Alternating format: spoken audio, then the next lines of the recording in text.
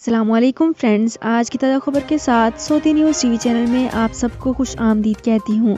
उम्मीद करती हूँ आप सब बिल्कुल ठीक होंगे। आज की वीडियो में बहुत ही इम्पोर्टेंट टॉपिक आप लोगों के साथ शेयर करने वाली हूँ। आज की वीडियो में हम पासपोर्ट की एक्सपायरी के बारे में डिटेल से शेयर करने वाले हैं।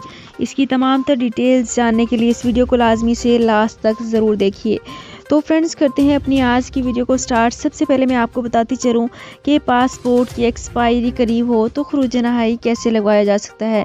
सऊदी अरब में मुकीम गैर मुल्कियों के रहायशी परमिट, अकामे का अजरा और तजदीद के अलावा खरूज ओहदा और खरूज नहाई यानी एग्जिट री एंट्री और फाइनल एग्जिट के मामलात महकमा जवाजात के जिम्मेदारी है। ऐसे अफराद जिनके खरूज नहाई और अकामा एक्सपायर हो जाते हैं, इन्हें दोबारा फाइनल एग्जिट जारी करने के लिए अकामे की मुद्दत में तोसी कराना होती है।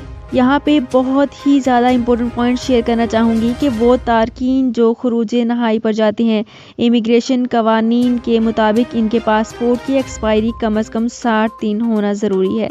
खरूज नहाई लगाए जाने के बाद अकामा होल्डर्स के पास 60 दिन की मोहलत होती है। इस दौरान इनका ममलिकत में क़याम कानूनी शुमार होता है। ताहम ये लाजमी है कि मज़कूरा 60 रोज़ ख़त्म होने से कबल वो ममलिकत से रवाना हो जाएं। इस मुद्दत ख़त्म होने पर सफ़र न करने की सूरत में 1000 रियाल जुर्माना आयद किया जाता है, जिसके बाद दोबारा खरूज नहाई हासिल करके यही सफ़र किया जा सकता है।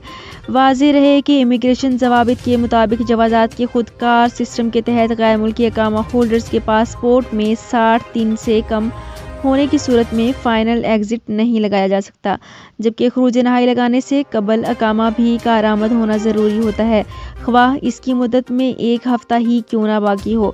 खरूज नहाई वीज़ा जारी होने के बाद सिस्टम में कारकुन का अकामा आर्जी तौर पर सीज़ भी कर दिया जाता है।